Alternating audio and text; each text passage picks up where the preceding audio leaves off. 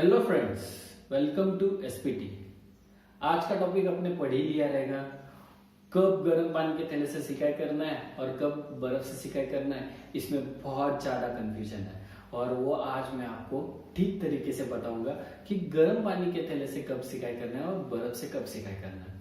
Usually होता क्या है, जब भी कोई किसी को भी दिखाने जाता है तो बहुत सारे कंफ्यूजन क्रिएट हो जाता है। पेशेंट को बोला जाता है कि आप गर्म पानी से सिकाई करो, कुछ लोग बोलते हैं बर्फ से सिकाई करो, कुछ लोग बोलते हैं नहीं दोनों कर लो।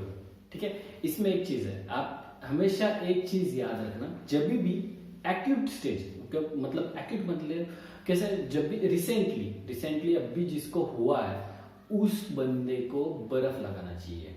बर्फ क्यों लगाना चाहिए? जो देखो, हमेशा एक चीज याद रखना, रिसेंट इंजुरीज जो भी हुई रहती है, रिसेंट इंजुरीज उसमें क्या होता है, बेसिकली स्वेलिंग बढ़ जाता है, वो जगह पे सूजन आता है। तो सूजन आने की वजह से वो जॉइंट में रिस्ट्रिक्ट करने लगता है और जॉइंट का मोबिलिटी लॉस्ट होने लगता है। तो बेसिकली वो अवॉइड करना चाहिए, स्वेलिंग उधर जम फिक्स नहीं होना चाहिए। इसकी वजह से वहां पे आइस लगाना चाहिए।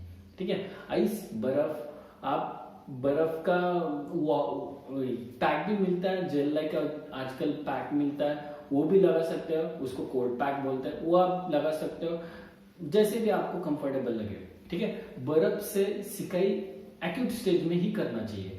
क्रॉनिक स्टेज में जब भी मतलब बहुत दिनों से पेन है, अभी उसका पेन जा ही नहीं रहा है, फिर भी पेन हो रहा है, उसको हॉट बैग से, हॉट फर्मेंटेशन मतलब गर्म पानी के थैले से सिकाई करने बोलते हैं।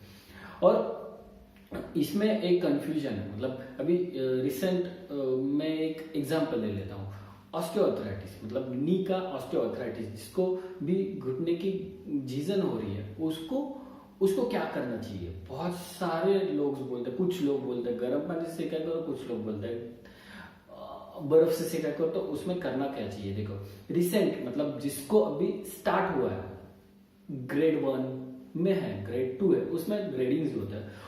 ग्रेड 1 मतलब जो स्टार्ट में है उसको स्वेलिंग है। फर्स्ट स्टेज में होता क्या है, बेसिकली जो भी कार्टिलेज रहते हैं बोन में वो खराब होने लगता है, तो वो टाइम पे स्वेलिंग डेवलप होता है जॉइंट में। वो स्वेलिंग रिड्यूस करने के लिए आप वो टाइम पे आइस लगाना चाहिए। वो टाइम पे गलत क्या करते हैं पेशेंट, गर्म पानी के थैले से सिकाई करते हैं। होता क्या है, उसकी वजह से स्वेलिंग है, जो जगह पे स्वेलिंग बढ़ रहा है घुटने में, तो निकलता नहीं है वहीं पे घुटने में, और वहां पे ही स्वेलिंग रह जाता है। तो उसकी वजह से क्या होगा, तो जॉइंट और डैमेज हो जाएगा। तो बेसिकली हमेशा एक चीज याद रखना, आपका रिसेंट जो भी इंजुरी है उसके लिए हमेशा आइस फॉलो करना, और जो भी क्रॉनिक है बहुत दिनों से है तो उसको गर्म पानी के थैले से करना चाहिए। और इसमें अच्छी एक मेथड और एक है, देखो कुछ लोगों को गर्म पानी के थैले से भी फर्क नहीं गिर रहा है, बर्फ से भी फर्क नहीं गिर रहा है, तो इसमें एक चीज और कर सकते हो, कॉन्ट्रास्ट कर सकते हो। कॉन्ट्रास्ट मतलब यानी क्या होगा, इसमें आप 5 to 10 मिनट्स के लिए बर्फ से सिकाई करो, उसके बाद में गर्म पानी के थैले से सिकाई करो, तो उसका भी इफेक्ट मिलता है। उसको कॉन्ट्रास्ट बात बोलते हैं हम लोग। वो दोनों आप एक साथ कर सकते हो। ये कब करना चाहिए कॉन्ट्रास्ट बात?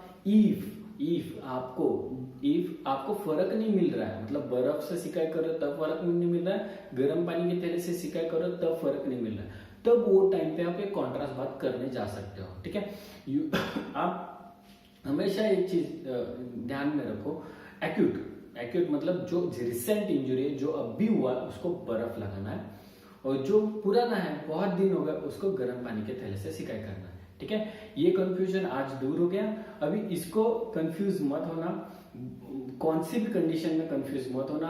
अभी यूजुअली अभी मैं कंडीशन दे देता हूं, तो आप मुझे नीचे कमेंट में डाल देना कि अभी इसमें क्या करना चाहिए। ठीक है, देखो जिसको इंजरी हुआ, अभी रिसेंटली इंजरी हुआ, उसको अभी क्या लगाना चाहिए, आप मुझे वो बोल देना कमेंट में। जितने भी लोग कमेंट में बोल देंगे मैं उसको लाइक कर दूंगा। ठीक है, नीचे आप कमेंट में डाल देना कि अभी मैं रिसेंट इंजरी हुआ है, कोई बंदा आ रहा है प्लेयर, उसको रिसेंट इंजरी हुआ है, तो उसको आपको क्या लगाना चाहिए, गर्म पानी के थैले से या बर्फ से, आप वो बोल देना। और मेरे वीडियो को लाइक करना, शेयर करना और सब्सक्राइब करना भूलना मत। Thank you.